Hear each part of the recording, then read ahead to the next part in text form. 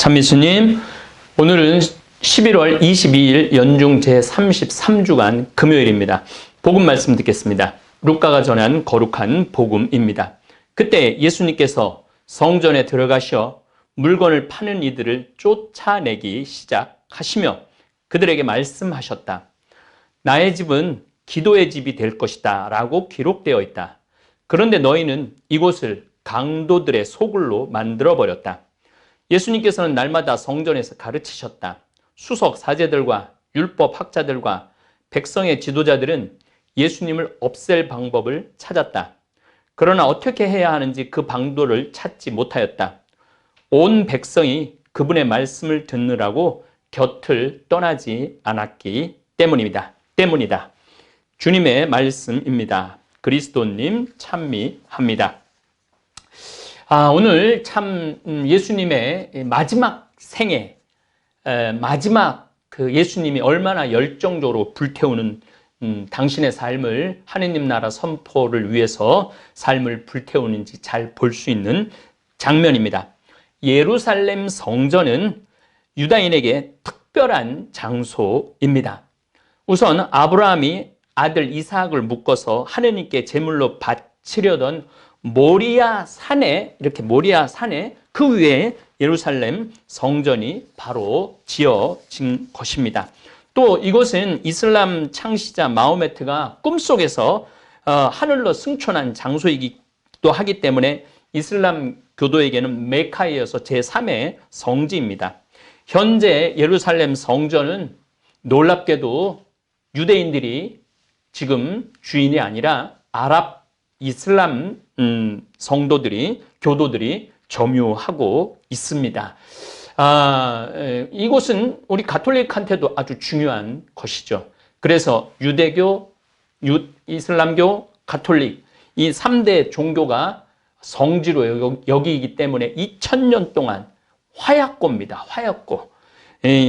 사실은 하늘나라는 이곳에 있는 것도 아니고 저곳에 있는 것도 아닌데 우리들 마음 안에 있는데 우리 어리석은 인간들은 아직도 눈에 보이는 장소에 연연하는 것 같습니다.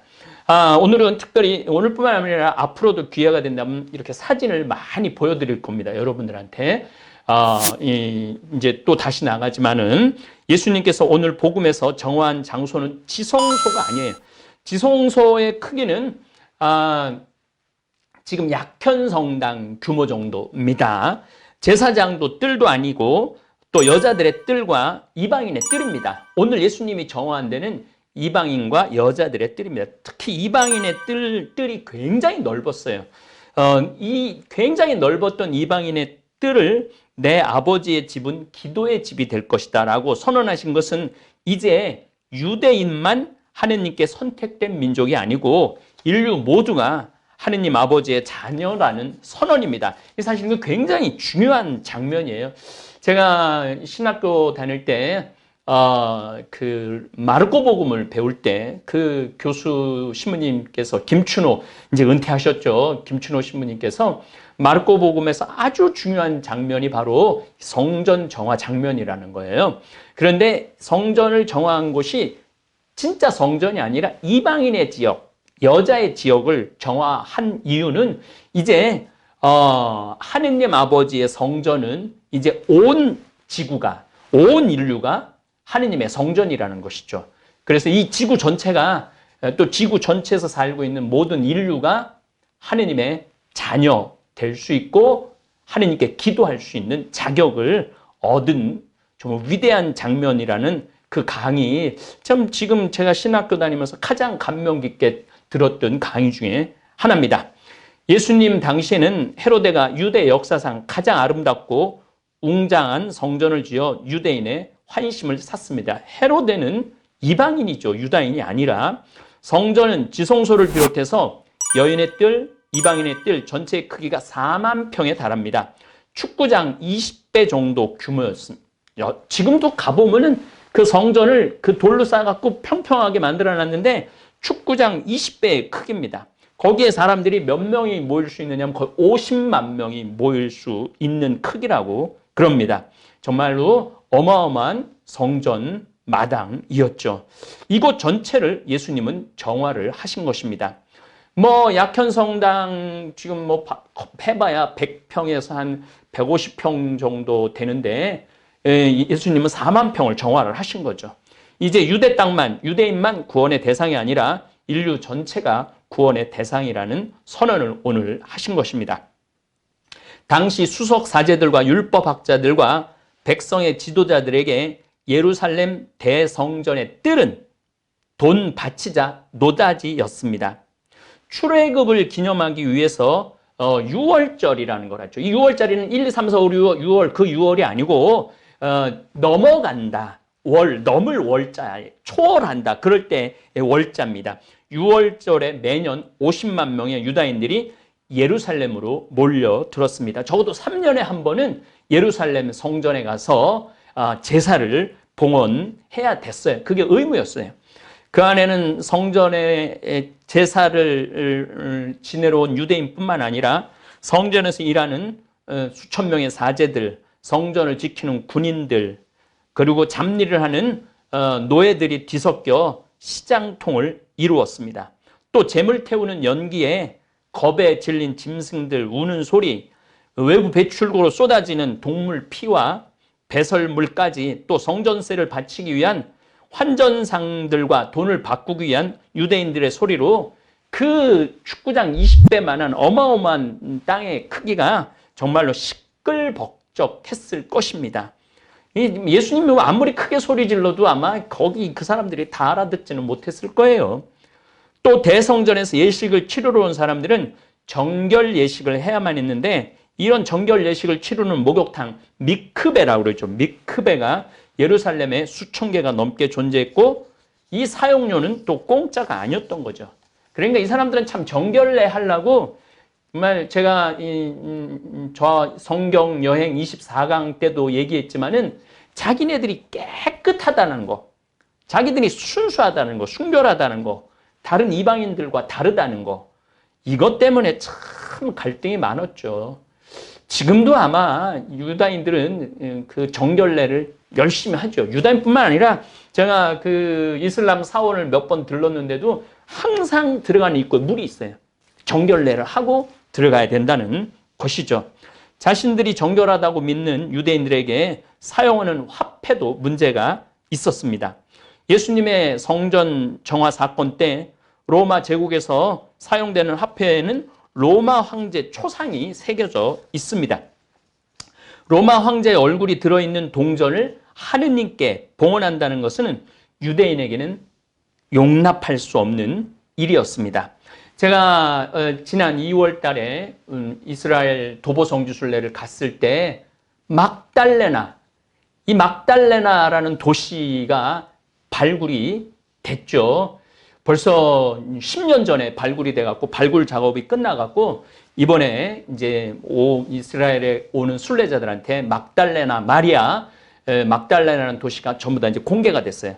그런데 제가 그 발굴 당시에도 가봤지만은 놀랍게도 28년에 발행된 화폐, 로마 황제가 새겨진 화폐가 발견이 됐어요. 그 정말 이 어마어마한 발견이죠. 아마 예수님이 요때 활동하지 않으셨을까. 그래서 마리아 막달레나가 예수님을 도와서 제자 중에 제자라는 그런 칭호도 들었죠. 어쨌든 이 로마 황제의 얼굴이 새겨진 동전은 불결한 우상 숭배이기 때문에 반드시 정결해야 하는 성전 내부에서 사용할 수 있는 성전 화폐를 율법으로 만들었습니다. 그래서 로마 황제의 초상이 없는 대성전에서만 사용할 수 있는 성전 화폐를 만들어서 유다인들에게 환전을 해줬어요. 근데 이 과정에서 수석 사제들과 율법학자, 백성의 지도자들은 거의 환전할 때 10배 이상의 폭리를 취합니다. 그러니까 그 이방인의 뜰과 여인의 뜰은 이 수석 사제들, 율법학자들, 바리사이들, 백성의 지도자들한테는 그 50만 명이 모이는 그곳은 사실은 돈밭이었죠. 돈벌이였죠.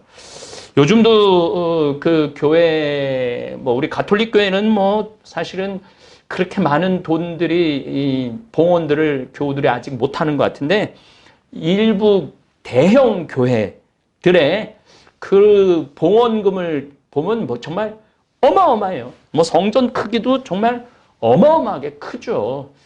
그 2000년 전에 이방인의 뜰, 그 다음에 여인의 뜰에서 돈을 벌었던 그런 모습들이 이렇게 겹쳐집니다. 더욱이 대성전에서 바치는 예물도 문제였습니다. 무슨 대단할 땐 양도 봉헌하고 비둘기도 봉헌하고 그랬지만 저 소도 이렇게 봉헌했죠. 유대계 의식에서는 이 희생 제물이 굉장히 중요했어요. 희생 제물은 흠이 없는 것이어야만 했고 그 제물이 흠이 있는지 없는지는 이 판정을 누가 했느냐면은 대사제들이 제사장들이 했습니다. 그래갖고 멀리서 정성껏 이렇게 이제 뭐 양을 이렇게 데리고 와갖고 희생제물을 바치려고 그러면은 이건 뭐 흠이 있으니까 안 된다. 퇴짜를 놓고 그럼 다시 성전에서 이 대사제들이 또 이 백성의 지도자들이 만들어 놓은 율법 그 양들을 다시 돈을 주고 사야 돼. 그 돈도 또 무슨 성전 화폐로 사야 했습니다. 이러한 복마전이 일어난 장소는 외국인의 뜰과 여인들의 뜰이었습니다. 이제 외국인과 사람으로 취급하지도 않았던 여자들도 하느님의 자녀로서 구원받을 수 있다는 기쁜 소식을 예수님은 오늘 그 성전 마당 뜰을 정화하면서 전하고 계십니다. 자신들의 돈벌이 터인 성전 마당을 정화하신 예수님의 행동을 수석사제들과 율법학자들과 백성의 지도자들은 예수님의 그런 행동을 용납할 수가 없었어요. 그래서 예수님을 없앨 방법을 찾을 수밖에 없었습니다. 이 경제적인 게 충돌할 때는 이게 죽음도 불사하는 것 같아요. 돈이 개입될 때는. 그래서 예수님은 마지막에 이렇게 성전 정화를 하면서 당신의 죽음의 길로 한 걸음 한 걸음 지금 나아가고 계신 거예요. 그러나 예수님을 지금은 따르는 군중이 너무 많았기 때문에 예수님을 제거할 방법이 없었습니다. 지금 여러분은 루카복음 19장 45절의 장면을 듣고 계신 겁니다. 이제 이스가리온 유다와 수석사제들, 율법학자들, 백성의 지도자들의 이 이권이 맞아 떨어져서 결국 예수님은 이제 죽음의 길을 가기 시작하는 거예요. 그래서 20장, 21장, 22장, 23장을 보면은 예수님의 죽음의 길로 가는 마지막 이제 장면만 남겨놓고 있습니다. 사실 하느님의 일을 하다 보면 많은 이들의 시기와 질투, 심지어는 죽음의 위협까지 받게 되어 있습니다. 예수님께서도 하느님 나라를 선포하기 위해서는 어쩔 수 없는 반대파를 만날 수밖에 없었습니다. 우리가 하느님 나라를 선포할 때 온갖 어려움을 당하더라도 나의 십자가를 지고 묵묵히 가야 하는 이유가 여기 있습니다. 억울하고 분하고 나의 본심을 몰라주는 정말 세상이 몰라주고 교회가 몰라주어도 그것이 하느님의 뜻이라면 끝까지 복음을 전할 수 있는 굳건한 믿음을 하느님 아버지께 간구하는 하루 되기를 빌겠습니다. 감사합니다. 굉장히 좋은 나무를 자기가 고른 것 같아요. 그렇겠지. 네, 참나무 정도 수준이 되지 않을까. 그렇지. 이거 숯 판매하러 가는 거죠? 이렇게 때가 만들어서 예, 만들어서. 이걸 콩고 북경 쪽에서 만들어 갖고 오는 겁니다. 이거. 예. 이 지역에 만드는 게 아니고. 콩고 쪽에 올라가면 나무가 더 많으니까. 거기 콩고가 민주공화국이 아니면 콩고가 두 개 있잖아요. 요거는 콩고 민주공화국입니다. 민주공화국. 예. 마을 사람들이 주 수단으로 예. 도시에 연결됩니다.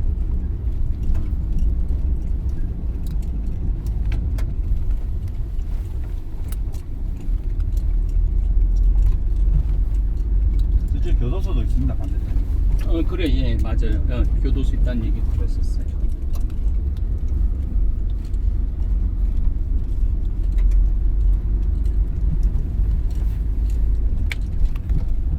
(500그루) 정도를 맡겨갖고 500그루 정도 맡겨갖고 잘 살리면은 내가 이제 7월달에 와갖고 1000쿼차 정도 10만 원 정도 주는 거죠.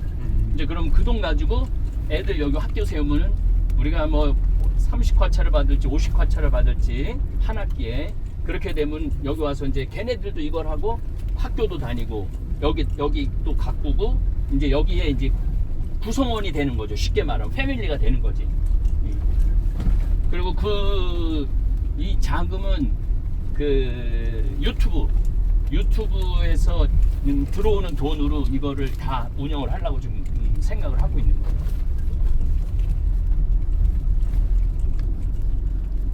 지금 그러면 이제 뭐 후원 혹시라도 후원 모금 나가시면 굳이 후원 모금을 하시기보다는 그냥 유튜브만 알려주셔도 그냥 그렇지. 저절로 유튜브만 알려줘도 돈을 보내는 사람들이 굉장히 많아. 유튜브 보고 그냥 어떤 사람은 1억도 넣었더라고. 그래서 아니 무슨 돈을 이렇게 많이 넣냐 그러니까 신부님이 제대로 일하는 것 같아갖고 보내는 거라고. 요번에 그 신학교 응. 지어진 진척상 사진 찍어가지고 네. 그거 보여줘야 돼요. 자꾸 네. 그래서 이번에 이제 또 찍어갖고 또 그렇지 올리려고요. 원래 내가 순차적으로 되고 있다는 거. 그러면은 한국 교회가 뭐 제 이름으로 하는 게 아니라 나는 수원교구 이름으로 신학교 아프리카의 신학교를 줘줬다.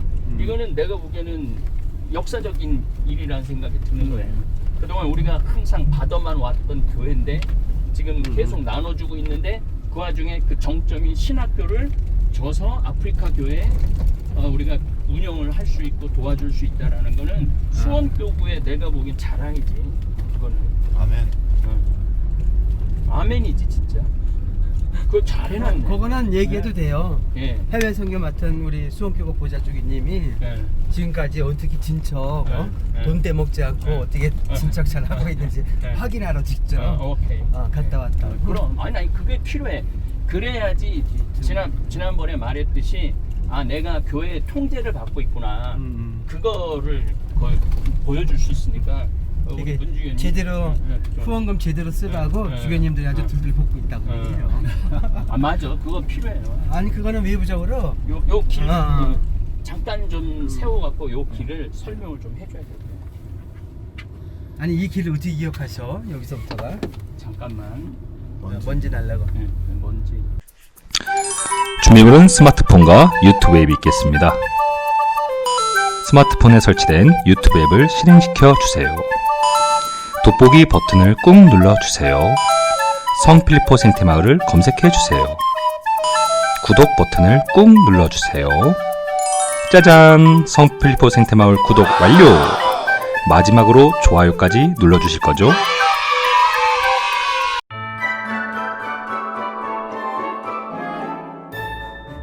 네, 이제 우리들이 콩을 삶아갖고 이렇게 청국장을 황토방에 띄웁니다. 황토방. 이렇게 우리 황토방에서 이 집은 지난번에도 말씀드렸지만은 유기농으로 우렁공법으로 하는 6만지기를 우리가 집을 사갖고 와서 이 띄울 때 이 청국장 안에 이렇게 합니다. 사실은 청국장을 제대로 띄우는 거는 이렇게 구수한 냄새가 나야지 뭐 썩는 냄새가 나면은 썩은 거예요. 그게 부패취, 부패균이라고 그럽니다. 그래서 자 여기 한번 봐봐. 이 진이 이렇게 싹 일어나야지. 이쪽으로 와서 해봐. 진이 싹 일어나면은 청국장이 잘 뜬 겁니다. 이렇게 실같이 좀 밀어봐 한번. 지금 실같이 이렇게 나오는데, 자 잠깐만.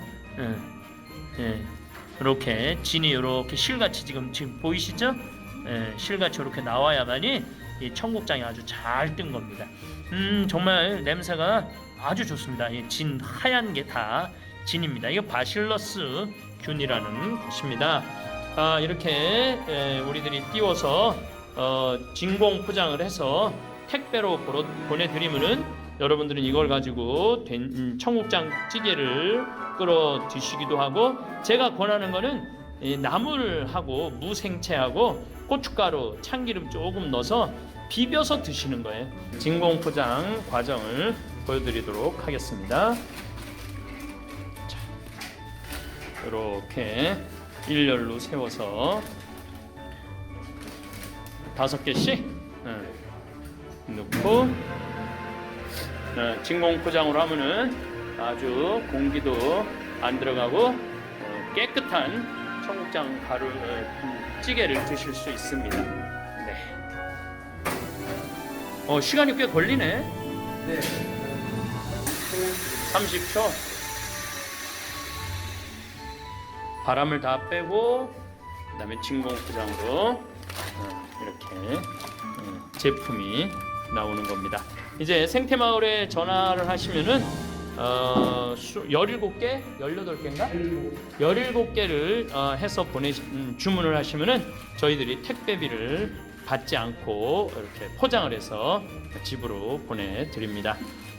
옛날 어머니 생각 많이 나시는 분들 이 청국장 주문하셔서 집에서 저녁에 냄새는 밖으로 안 나가니까 집에서 끓여 드셔도 아파트에서 하시는 분들도 아마 괜찮으실 겁니다.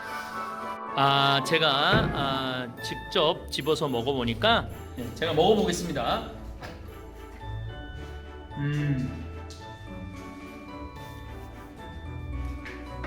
우리 거는 이렇게 많은 좋은 유익항균이 들어가 있는 겁니다.